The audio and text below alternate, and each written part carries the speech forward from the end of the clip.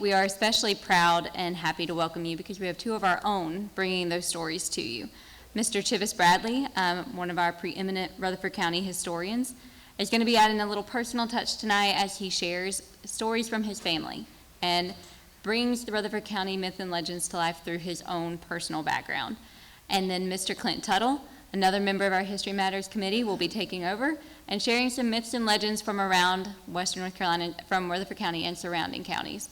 Now, I don't know if Clint will admit it, but I think there's a lot of history nerd in him because he went deep with this, and it was amazing to watch him. His passion for this project and his interest as he dove into the research was just amazing. As a high school history teacher, I wish my kids would have some of the interest that he had in this. So I'm really excited for them both to bring you these stories tonight, and I hope that you enjoy them and will come back with us when we reconvene in November.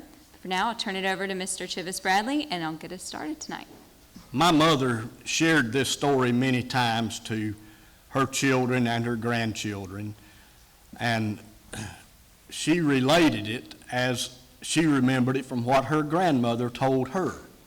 Her grandmother was Mary Elizabeth Hines Lancaster, and so I'm sharing tonight the best I remember what my mother told me, and it was what her grandmother had told her. But Isom Hines lived in the Green Creek section of Polk County, and he married a lady from the same area, and shortly after they got married, they moved to Buck Creek, which is just close to the state line, South Carolina, North Carolina line. And Uncle Isom and his wife became quite successful middle-class farmers.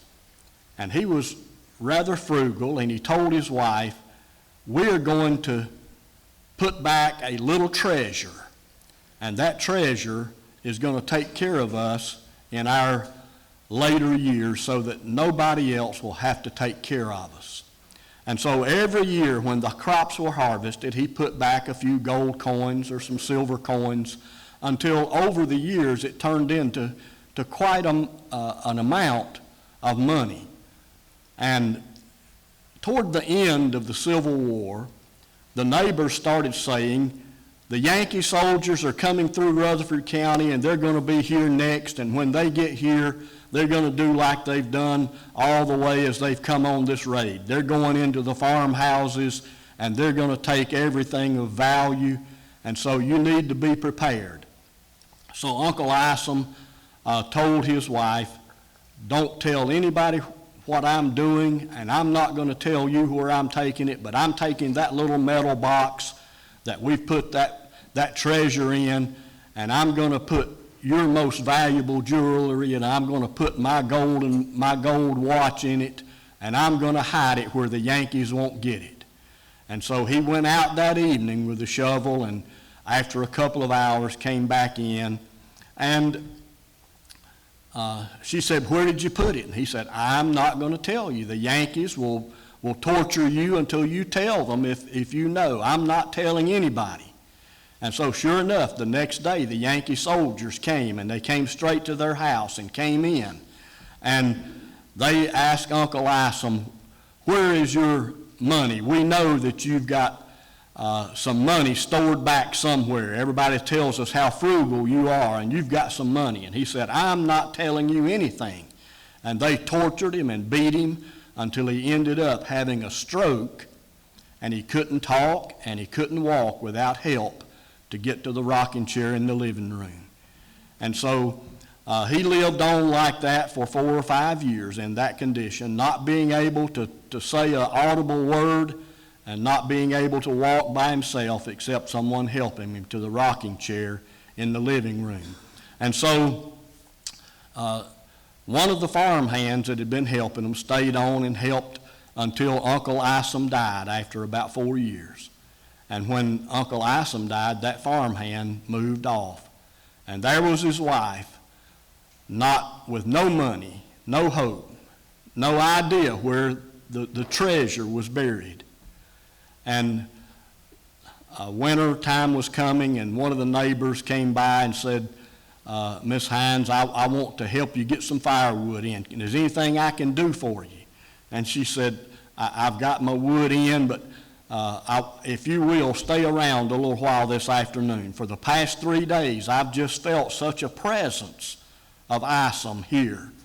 And I've been hearing some rumbling around his rocking chair that it sounded like somebody mumbling and talking, and I didn't know what to do. Just stay around a little while. And so the man sat down and stayed, and sure enough, in about an hour, it started rumbling under the rocking chair, and just a mumbling kind of a sound. And it moved toward the door, and so he got up and moved to the door, and Uncle Isom's wife said, follow it. Isom must be trying to tell us something. And so under the porch, the sound continued down the steps, and the neighbor walked out and walked. The sound kept going out the little walkway out to the tool shed. And when it got to the tool shed, all of a sudden the shovel started rattling on the wall. And Uncle Isom's wife said, take down the shovel. Said, do what he must be wanting you to get the shovel. And so the sound kept on, just almost like a chorus, under the ground, going toward the woods. And so the neighbor followed and went on with the shovel, and Uncle Isom's wife followed him out into the woods, and there was an old chimney standing in the woods. And the sound went right into the entrance of the chimney, and she said, well, take the shovel, he must be wanting you to dig. And so he took the shovel and began to dig in the chimney. And as he dug, he hit that metal box and brought the metal box out. And there was the money, all the gold, all the silver, all the jewelry, Uncle Isom's watch, all right in the box. And so from then on, Uncle Isom's wife was taken care of until her death, because the treasure that he had put back all those years was there for her. And I don't know if you believe ghost stories or not. This one, my mother declared it was the truth, and her grandmother told her it was the truth. And I don't believe in ghost stories, but something supernatural happened there, and he got the treasure to her so that she could live comfortably the rest of her life. And so that's the little story that I was asked to tell tonight, and I hope that you understand it for what it is. And the Hines family, some of them I think are here tonight, and they know a little bit about how the Hineses worked and how they were frugal and how they tried to have something for the future. And apparently Uncle Isom wanted it to happen so badly that he was able to come back supernaturally and tell his wife where the money was.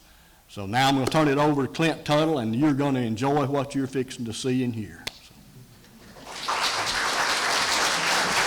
First, let me say thank y'all for coming out tonight. I'll say I have put some research into different legends and myths, Rutherford and Polk and the surrounding counties here. And what I have found are some great stories, and I hope you enjoy them. I wish I had a story like Mr. Chivis Bradley here that was passed down through my family, but unfortunately, when talking to my parents and grandparents, they couldn't come up with anything that I could share that went back as far as his. Closest thing I got is a little ghost story that I'll tell. Say it's not really anything real that I can think of, but it's something that growing up with my grandparents and everything, we thought was just kind of a funny story to tell. And that's my grandparents lived in a house that belonged to my great-grandparents in the Shingle Holla community that was built around 1900. And growing up, when me and my cousins and my brother would go over there to my grandparents and for family get-togethers and everything, sometimes there'd be strange things that happen, like a picture may fall off the wall, you may have set something over here, and next thing you know, you go out of the room, it's back over here. And it was a two-story house, and on one end of the house, outside, you had an in-ground pool, and on the other side, you had a swing set. Well, that swing set, sometimes you see it swinging by itself, stuff like that. If you're out in the pool, you might look up to the second-story window, and you might see a shadow up there and think, say, somebody's up there watching me. Who could that be when everybody's out here? Well, I don't know who started it, but we started calling it the ghost of James MacArthur. I don't know who James MacArthur was, I don't know where that came from, but any strange happenings from then on became, well, it's just James MacArthur acting up again. So that's my little legend that I can think of from my family. But as we go through this, there's a lot of information on the slides. I'm going to ask that you try not to read all of it. Trust me, it's all going to be covered in thorough, in depth, so just don't be trying to read it because it is a lot of information. With that, we'll get started. First, I think it's important that we define exactly what legends and myths are. For a legend, there's two definitions I chose to use, and that's first one is a traditional story, sometimes popularly regarded as historical but unauthenticated. The second is an extremely famous or notorious person. For myth, it's a traditional story, especially one concerning the early history of a people or explaining some natural or social phenomenon. And that's going to lead us into our first legend. Lying in the darkness, away from the light of day, an 18th century prize of gold and mystery waits for someone to discover it, which is the lost treasure of Round Top Mountain. For those unfamiliar with where Round Top Mountain, it sits, so I don't know if you can see that laser pointer, but it sits about northwest of Lake Lure and directly across from Chimney Rock. So that way you know where that's at, and that is a pretty current picture of what Round Top Mountain looks like from the roadway. The details of the legend are this. According to the legend, a group of 5 or 6 Englishmen owned a gold mine farther up north, were on their way from the mine to the coast with a load of gold, packing it out on mules. They planned to return to their homeland with their fortune and live in the lap of luxury for the rest of their lives. But when they reached the Hickory Nut Gap, they were surprised by a party of Indians. The Englishmen sought shelter in a nearby cave where they managed to barricade themselves behind a stone wall. In the ensuing battle, all the Englishmen were killed except for one who was able to escape under the cover of night. After a week of hardships, he finally reached the coast, more dead than alive. It was here he boarded a ship and returned to his homeland with the intention of organizing a party to return for the gold. But before he could return to the country, fate took a hand in the game, and he lost his eyesight. He was forced to dictate, to the best of his recollection, a map showing the location of the treasure. The expedition which set out to look for the gold, guided only by his map, was unsuccessful. Over the years, the story of the gold grew and grew. Many treasure hunters came to the area seeking the treasure to only leave with broken dreams of wealth and riches. It is said that even General Leaventhorpe from the North Carolina Confederacy attempted to locate the treasure for 2 months to no avail. A local newspaper, the Forest City Courier, published an article in September 1938 referencing news of a treasure hunter equipped with a map searching Round Top Mountain for the gold. No one has ever reported finding the treasure hidden in the area, so the legend continues to grow. Perhaps after hearing the story, you may be the lucky one to seek and find the treasure, but if you find it, be sure to make a hefty donation to ICC and this program since we sparked your adventure. The Rumbling Mountain, myth of Rumbling Bald. Rumbling Bald Mountain is a 3,020-foot peak in the Broad River Basin that sits across from Chimney Rock. Yet the mountain was not always known by its current name, which brings us to the myth of Rumbling Bald. Again, Rumbling Bald sits generally northwest from Lake Lure. Right there was Round Top. Down here's Chimney Rock, and there's Rumbling Bald. The details of this event are, on the evening of February 9th, 1874, a local preacher prayed at one such revival for God to move the hearts of sinners by making the mountain to shake and tremble beneath their very feet. The next day, Old Bald Mountain began to rumble and shake. For the local people, the earthquake-like sounds and trembling created a time of terror. Many sincerely believed that the world was about to end, and local farmers even turned loose their livestock, convinced they would not be around to care for them anymore. The rumbling continued intermittently over the next 6 months. And then the mountain fell silent again, except for very occasional rumbles and has remained so ever since. Folks went out and rounded up their animals that they had turned loose, then life went on as before. But the mountain has since been known as Shaking Bald, Quaking Bald, and finally Rumbling Bald. I don't know about y'all, but I believe the local churches probably had record attendance at the next church service or revival after having experienced this. Scientists later theorized that the tremors and sounds were caused by rocks falling into the extensive cave system that underlies the mountain. And that picture right there was actually drawn by A. Wordsworth Thompson and depicts events or what it may have been like for settlers living on the side of Bald Mountain. So that is an artist's depiction of the events in question.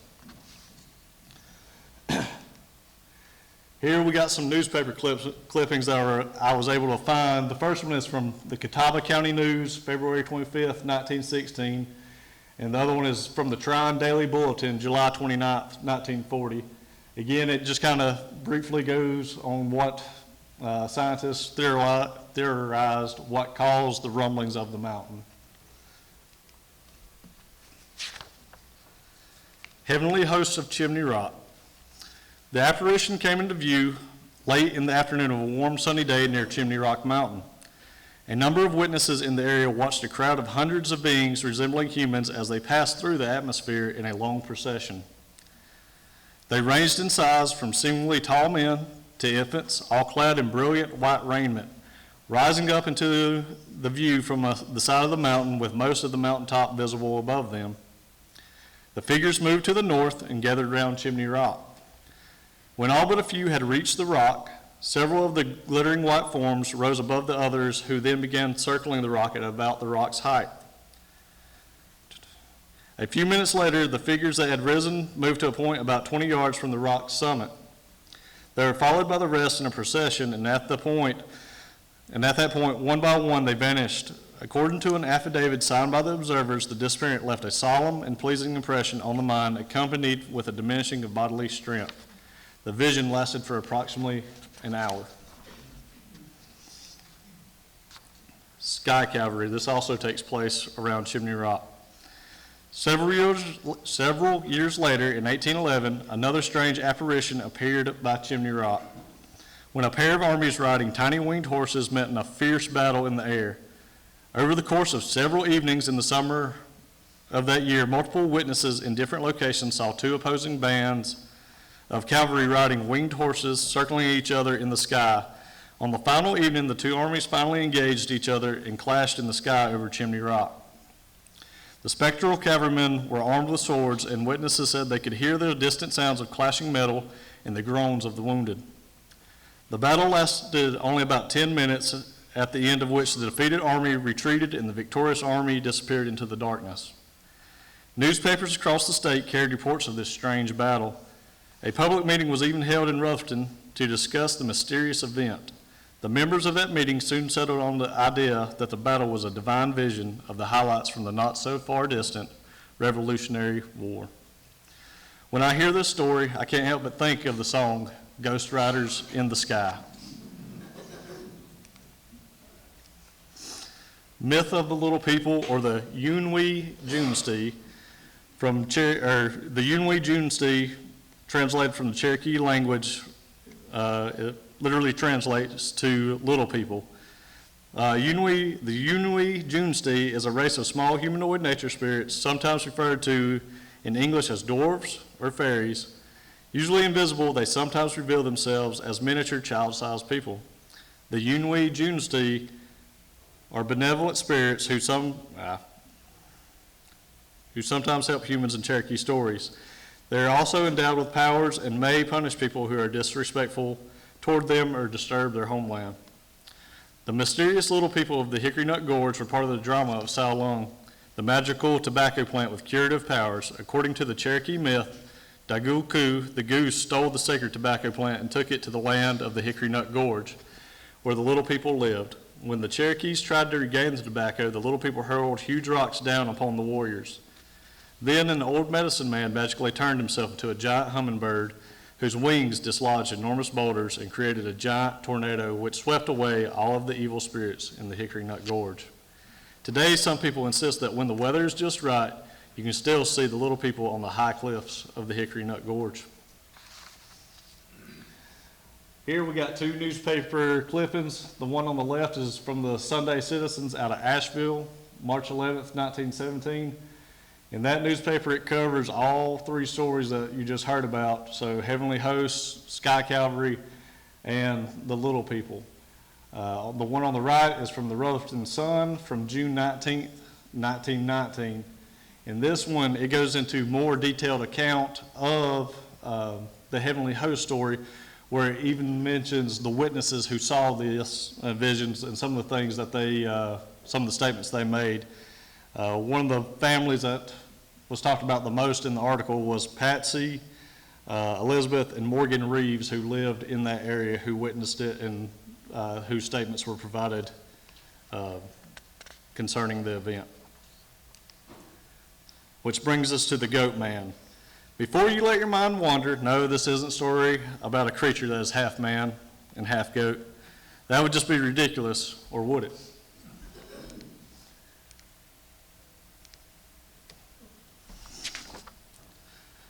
Charles Chess McCartney, born around the turn of the 20th century, at the age of 14, McCartney ran away from his family's Iowa home.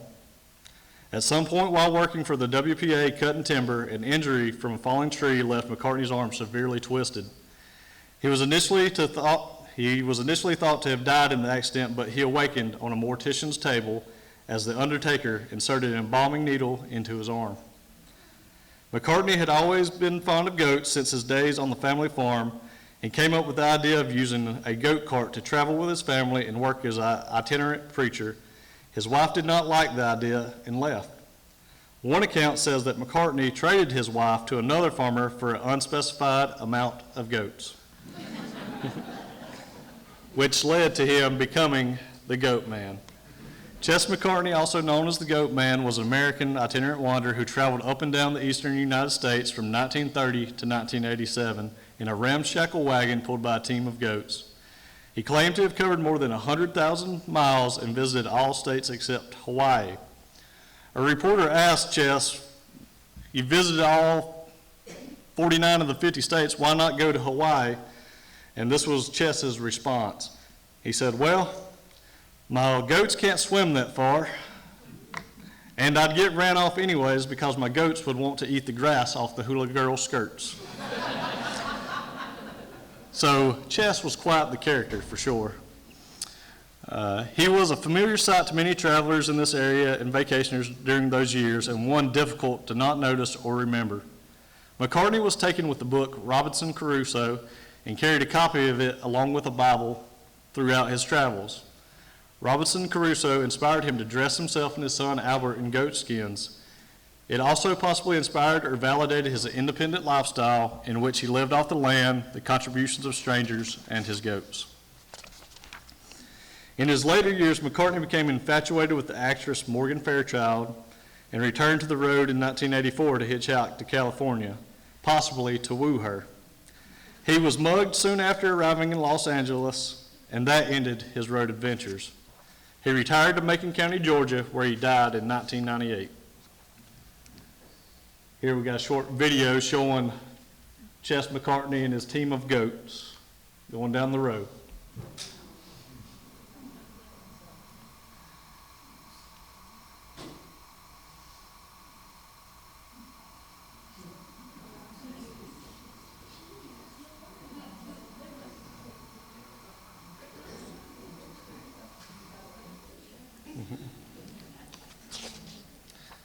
Now, I couldn't find any papers from Rutherford or Polk County covering the Goat Man, but I was able to find a couple, one from Dunn, North Carolina, from August 16th, 1954, and then one from the Black Mountain News from October 11th, 1956.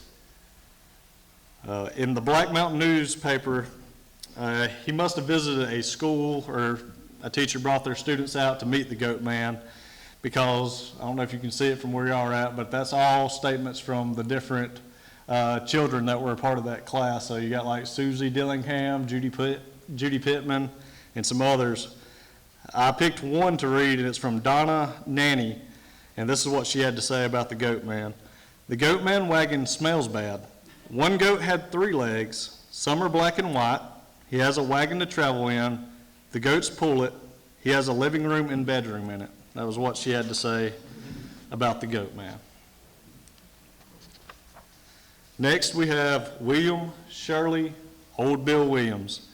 There on the right, Old Bill is portrayed in an 8-foot-tall bronze sculpture by B.R. Pettit, erected in 1980 in Bill Williams Monument Park in Williams, Arizona. William Shirley Williams, trapper and guide better known as Bill or Old Bill Williams, was born on a farm on Horse Creek in Rutherford, now Polk County, the 4th of 9 children of Joseph and Sarah Musick Williams. His family was of Welsh origin on both sides. His mother was of a Virginia family that had migrated to Rutherford County. His father was born in North Carolina, served for 7 years in the Confederate Army, or in the Continental Army, sorry. They married in Rutherford County in 1777, and after the war received a grant of 274 acres on Horse Creek. In 1787, Bill Williams was born. They sold this property in 1794 and moved westward to the vicinity of St. Louis, where they again took up farming. At the age of 17, after some schooling, Williams became a traveling Baptist minister among the many frontier settlements. After 7 years, he realized that this wasn't his calling and turned to trapping. At that time, St. Louis was the hub of the U.S. fur trade. Settling among the Osage Indians, he hunted and trapped the year round. In 1825 to 26, he was a member of a surveying party that marked the greater part of the Santa Fe Trail. For the remainder of his life, he was one of the most able of the mountain men, that hardy and colorful group that hunted and trapped in the West prior to 1850. And that often guided expeditions through wild and unexplored territory. Williams had great relations with several Indian tribes and spoke their languages. His trapping and guide work took him to virtually every state west of Missouri. Numerous surveying and exploration groups sought out his services due to his expert knowledge of the climate and terrain. In 1833 to 34, he was a member of a California expedition led by Joseph R. Walker. In 1841 and 1843, he was with parties exploring the northwest of New Mexico. In 1848, he joined the 4th Western Expedition of John Charles Fremont as a guide. Mountain snowstorms slowed the party and led to 11 deaths. The group finally gave up and returned to Taos, New Mexico. Fremont unjustly blamed Williams for the disaster. Several weeks afterwards, Williams and another survivor, Dr. Benjamin Kern, returned to this trail in hopes of salvaging some of the lost medical equipment. While searching, they were attacked and killed by a band of Ute Indians. That historical marker, you can actually find it on West Mill Street, State Highway 108, near Hampton Court in Polk County, North Carolina, near the post office. How legendary was Old Bill Williams? Well, he was named, or his name was used in naming a lot of different places. He's perpetrated in Bill Williams Mountain, Bill Williams Fork of the Colorado River, and probably the town of Williams, all in Arizona, as well as the Williams River in Colorado and the nearby Williams River Mountains. And this is an article from the Alamance Gleaner from July 16th, 1936. It goes over Old Bill Williams from the time of he was born all the way through his him getting killed after helping helping Fremont do his expedition. And one of the things I found interesting is he was also a man of many names, because different nicknames that are going over in this article is from the Osage Indians, he was called the Red-Headed Shooter. Parson Williams, from his time as a traveling minister, and then Old Solitaire was what the fellow trappers that he ran with is what they called him, along with Old Bill. Next, we have the Witch of Fairview. Nancy and John Ashworth bought their mountain home, now known as Cheryl's Inn, in 1797, located along 6474 Drovers Road in Fairview, Buncombe County. And that's a picture of the actual log cabin that they built in 1801. Nancy Ann Ashworth was a renowned healer or self-trained doctor back in the early 1800s.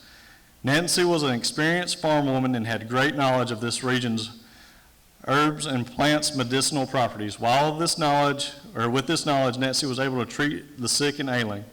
Many people across the area would travel to visit Nancy in hopes that she could cure them. Nancy was considered to be a worldly woman who drank, wore lace, ruffles, and was a shrewd businesswoman who enjoyed having money. The deacons of Cane Creek Baptist Church weren't so sure as to Nancy's so-called knowledge, so they brought charges of witchcraft against her. When confronted with these charges, Nancy played into the stereotype and threatened to curse the deacons. This frightened the deacons, so they reconsidered and reduced the charge to the crime of wearing a ruffled petticoat. So while researching Nancy, I actually came across, some of her medicinal recipes, 3 of them. So I'm going to list how she had a cure for scald head, which when looking up scald head, I couldn't find exactly what that is, but it was issues with the scalp, essentially. But her recipe was take 1 pound of May butter, 1 pound of green tobacco, beat the tobacco well, and stew them moderately together until the strength is entirely out of the tobacco. Then take it out, add 1/4 of a pound of black pepper.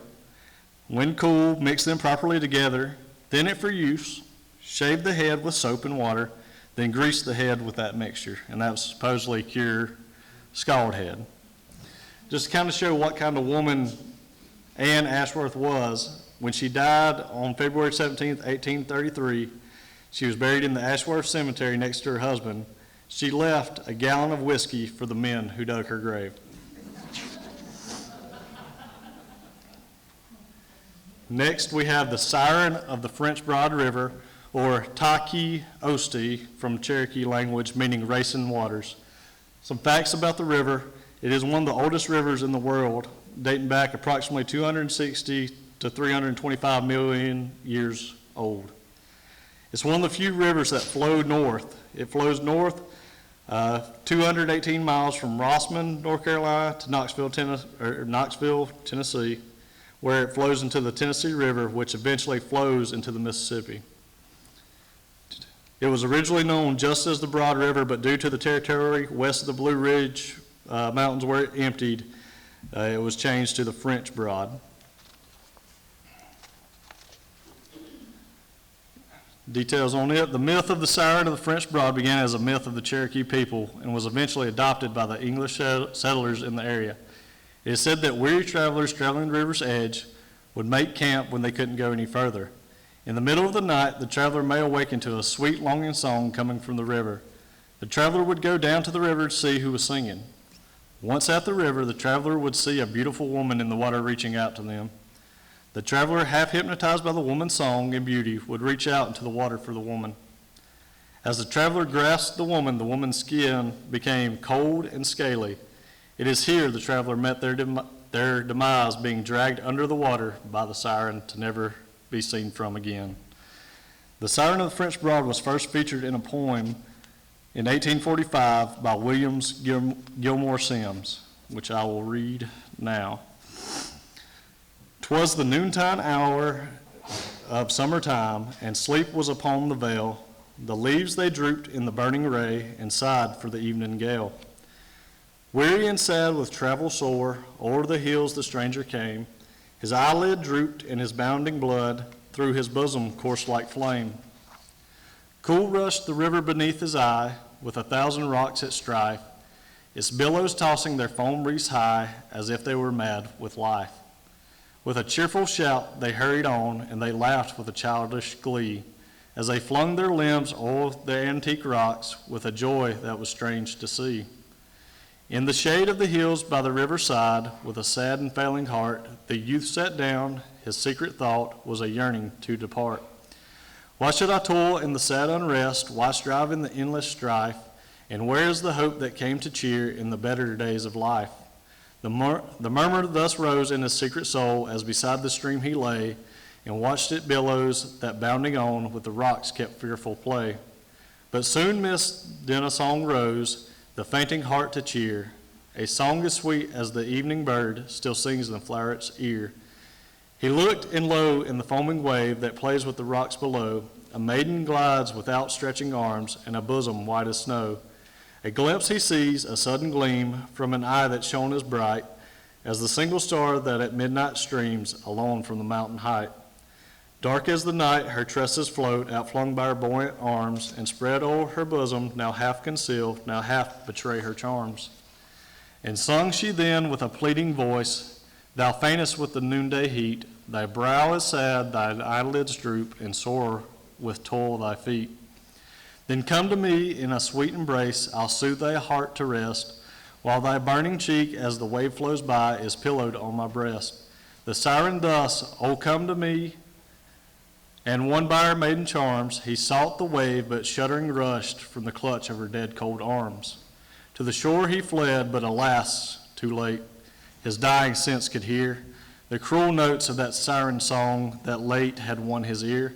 A plaintive strain of love no more, it rose with a fearful glee. And death, she cried to the stranger bold, who seeks embrace of me. Next we have the Brown Mountain Lights. I'll say, right there is a marker at the Brown Mountain Overlook, which says the long even crested mountain in the distance is Brown Mountain. From early times, people have observed weird wavering lights rise above this mountain that dwindle and fade away. The Brown Mountain Overlook is located in Burke County on Highway 181 between mile marker 20 and 21. You can also observe the mountain and look for the lights from Wiseman's View, which is another good viewing location, but it's a little harder to get to.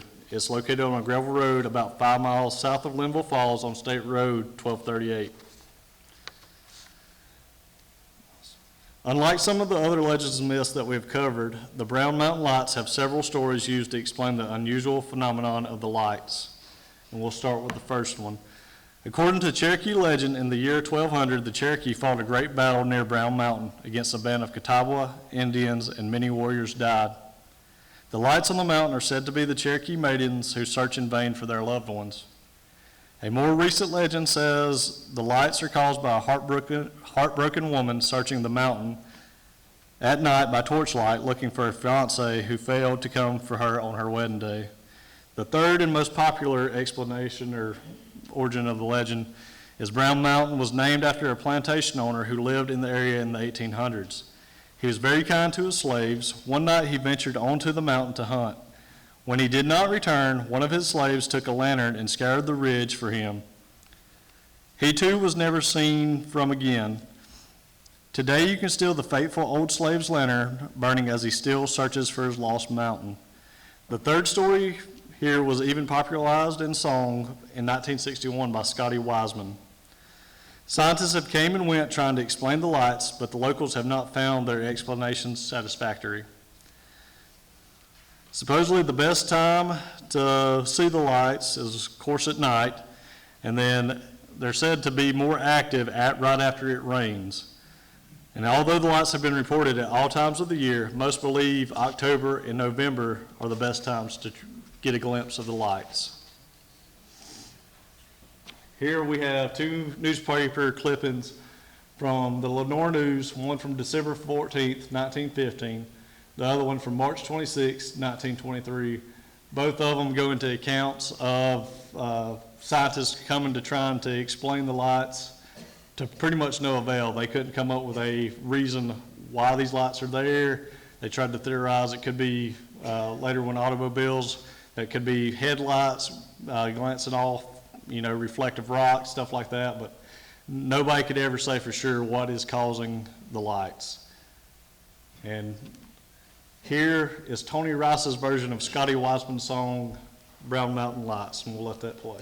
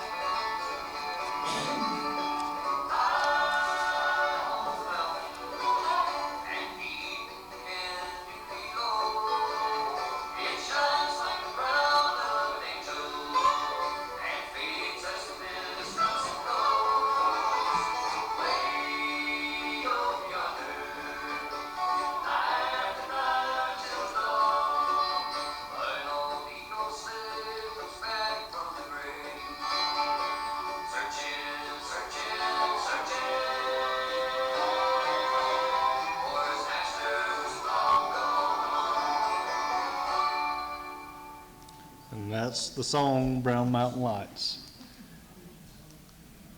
And that's all I've got for you. At this point, I'm going to turn it over to Philip White to explain to you what's going to be coming up in November. Thank you. Playing off of his topics there, there's always a cliffside connection, Clint. The Goat Man was related, not related, but was a neighbor of Francis Deadman in Cliffside, and when he'd make his track up through this area, I've seen him several times.